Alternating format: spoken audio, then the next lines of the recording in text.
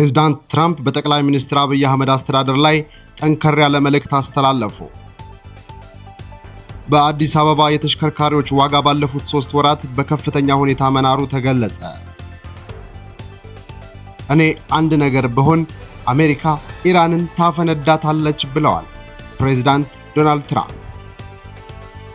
ቪዛ መቋረጡ እየተነገረ ይገኛል። የአሜሪካ ዜጋ ልጆች፣ የትዳር አጋሮችና ወላጆች ጭምር ወደ አሜሪካ ለመምጣት ቪዛ አይሰጣቸውም ተብሏል።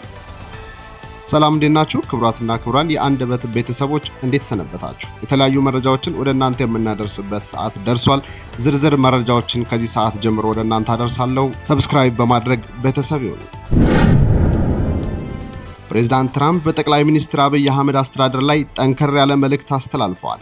በዳቮስ የዓለም ኢኮኖሚ ፎረም ላይ የተገኙት የአሜሪካው ፕሬዝዳንት ዶናልድ ትራምፕ ከግብጽ ፕሬዝዳንት አብዱል ፈታህ አልሲሲ ጋር ካደረጉት የሁለትዮሽ ውይይት በኋላ በሰጡት መግለጫ በኢትዮጵያና በጠቅላይ ሚኒስትር አብይ አህመድ ላይ ያነጣጠረ ንግግር አድርገዋል። ፕሬዝዳንት ትራምፕ በንግግራቸው ወቅት ስማቸውን ባይጠቅሱም ጠቅላይ ሚኒስትር አብይ አህመድ ያገኙትን የኖቤል ሽልማት በመጥቀስ ወቀሳ ሰንዝረዋል። አንድ መሪ ለግድቡ ጉዳይ የኖቤል ሽልማት ተሰጥቷል፣ ነገር ግን ሽልማቱ ለኔ ይገባኝ ነበር፣ ምክንያቱም ጉዳዩን ለመፍታት ብዙ የደከምኩት እኔ ነኝ ብለዋል። ትራምፕ አክለውም ሽልማቱ የተሰጠው ያለ አግባብ እንደሆነና ትክክለኛው ሰላም የሚመጣው አሁን እሳቸው በሚያደርጉት ስምምነት መሆኑን ገልጸዋል። ትራምፕ የኢትዮጵያ መንግስት ወደ ድርድር ጠረጴዛ መመለስ እንዳለበት በተደጋጋሚ አሳስበዋል። ጠቅላይ ሚኒስትሩ እኔን ቢሰሙኝ ይሻላቸዋል፣ ለኢትዮጵያም ሆነ ለግብጽ የሚበጅ ታላቅ ስምምነት ወይም ግሬት ዲል የማድረግ አቅሙ አለኝ በማለት ራሳቸውን እንደ ዋነኛ አሸማጋይ አቅርበዋል። ይሁን እንጂ ይህ ስምምነት የግብጽን ታሪካዊ የውሃ ድርሻ የማይነካ መሆን እንዳለበትም አስምረውበታል። ፕሬዝዳንት ትራምፕ ከጠቅላይ ሚኒስትር አብይ አህመድ ጋር በቅርቡ በስልክ ለመነጋገር እቅድ እንዳላቸው ጠቁመው ነገር ግን አሜሪካ ለግብጽ ያላትን ወታደራዊና ፖለቲካዊ ድጋፍ ኢትዮጵያ ልትረዳው እንደሚገባ ተናግረዋል።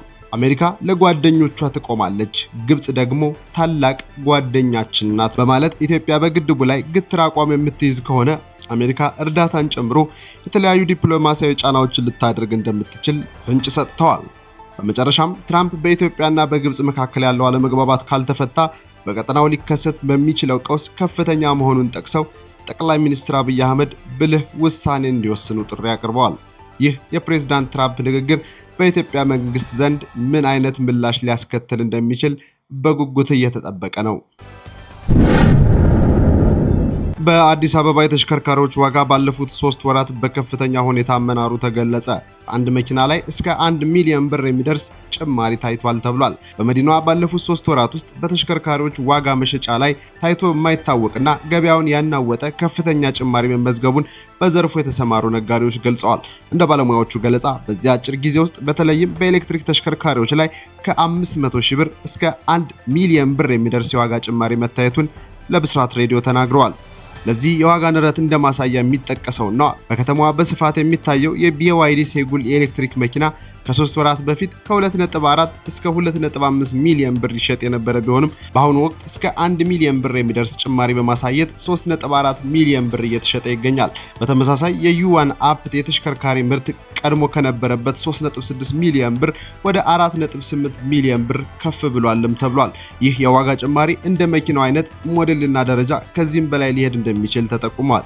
ለዚህ አስደንጋጭ የዋጋ ጭማሪ ዋነኛ ምክንያት ተብሎ ከተጠቀሱት ደግሞ የዶላር ምንዛሬ ዋጋ መጨመርና የኢትዮጵያ ኤሌክትሪክ ተሽከርካሪዎች ዋነኛ ምንጭ የሆነችው ቻይና ከመኪና ኤክስፖርት ጋር በተያያዘ ተግባራዊ ያደረገችው አዲስ መመሪያ ነው ተብሏል። በገበያው ላይ ከፍተኛ የሆነ የመኪና ፍላጎት መኖሩን የሚገልጹት የዘርፉ ተዋናዮች ዋጋው ቢጨምርም የገዢው ቁጥር ግን አሁንም ከፍተኛ እንደሆነ ይናገራሉ። በአንጻሩ በነዳጅ ተሽከርካሪዎች ሽያጭ ላይ በመቶ ሺዎች የሚቆጠር ጭማሪ ቢኖርም አሮጌ የነዳጅ መኪና ወደ ሀገር ውስጥ እንደማይገባ መከልከሉና ካለው ከፍተኛ ዋጋ ጋር ተዳምሮ የነዳጅ መኪና ገበያው እንዲቀዛቀዝ እንዳደረገው ተገልጿል። በአሁኑ ወቅት በገበያው ላይ እንደ BYD ኢቱ፣ ዩዋን አፕ እና ሶንግ ፕላስ ያሉ ሞዴሎች በስፋት እየተሸጡ ቢሆንም ከፍተኛ ተፈላጊነት ያላቸው ሴጉል እና ኢቱ የመኪና አይነቶች ግን በገበያው ላይ እጥረት እየታየባቸው መሆኑ ተገልጿል። መንግስት አሮጌ የነዳጅ መኪኖች ወደ ሀገር ውስጥ እንዳይገቡ የጣለው እገዳ ተጠቃሚ ወደ ኤሌክትሪክ መኪና መጠቀሙን ምርጫ የሌለው አማራጭ ቢያደርገውም በየጊዜው የሚጨመረው ዋጋ ግን ለህብረተሰቡ ትልቅ ፈተና እየሆነ እንደሚገኝ ተናግረዋል። እኔ አንድ ነገር ብሆን አሜሪካ ኢራንን ታፈነዳታለች ብለዋል ፕሬዝዳንት ዶናልድ ትራምፕ። የአሜሪካው ፕሬዝዳንት ዶናልድ ትራምፕ እኔ ላይ አንድ ነገር ቢከሰት ያቺ ሀገር ትፈነዳለች ሲሉ ኢራንን አስጠንቅቀዋል። ትራምፕ ይህንን ያሉት አንድ የኢራን ከፍተኛ ወታደራዊ ባለስልጣን በጠቅላይ መምሪያው አሊ ካሜኒ ላይ ምንም አይነት ጉዳት ቢደርስ ዓለምን በእሳት እናነዳታለን ሲሉ የሰጡት ማስጠንቀቂያ ተከትሎ ነው። እኔ ላይ አንድ ነገር ከደረሰ መላ ሀገሪቱ ትፈነዳለች ሲሉ ትራምፕ አክለዋል። በጣም ጥብቅ መመሪያ ተሰጥቶኛል ያሉት የአሜሪካው ፕሬዝዳንት አንድ ነገር ቢፈጠር ከምድር ገጽ ያጠፏቸዋል ሲሉ አስጠንቅቀዋል። ቪዛ መቋረጡ ተነግሯል። የአሜሪካ ዜጋ ልጆች፣ የትዳር አጋሮችና ወላጆች ጭምር ወደ አሜሪካ ለመግባት ቪዛ አይሰጣቸውም ተብሏል። ሁሉም የአሜሪካ ኢሚግራንት ቪዛዎች መስጠት ተቋርጠዋል። በዚህም የአሜሪካ ዜጋ ልጆች፣ የትዳር አጋሮችና ወላጆች ጭምር ወደ አሜሪካ ለመሄድ ቪዛ እንደማይሰጣቸው በአሜሪካ የሚኖሩ የሕግ ባለሙያው አቶ ሙሉ ዓለም ጌታቸው ገልጸዋል። ይህ ተግባራዊ የተደረገው ኢትዮጵያን ጨምሮ በ75 አገራት ላይ የታወጀውን የጉዞ እገዳ ተከትሎ መሆኑ ተነግሯል። ይህ እገዳ ከሁሉም በላይ የአሜሪካ ዜጎችን ከሚስቶቻቸው ከልጆቻቸውና ከወላጆቻቸው የሚነጥል ነው የተባለ ሲሆን የአሜሪካ የስቴት ዲፓርትመንት የውጭ ሀገር ዜጎች ዳይቨርሲቲ ቪዛን ጨምሮ ወደ አሜሪካ ሄደው በቋሚነት መኖር ሲፈልጉ የሚሰጣቸው ቪዛ ወይንም ኢሚግራንት ቪዛ ሂደት ኢትዮጵያን ጨምሮ በ75 ሀገራት እንዲቋረጥም አሳውቆ እንደነበር አይረሳም። ክቡራትና ክቡራን አድማጮቼ ስለተከታተላችሁን እጅግ አድርገን እናመሰግናለን። እንዲህ አይነት መረጃዎች ወደ እናንተ እንዲዳረሱ ሰብስክራይብ በማድረግ እንዲሁም ለወዳጅ ዘመዶቻችሁ በማጋራት ድጋፋችሁ አይለየን። ሰላም ቆዩልን።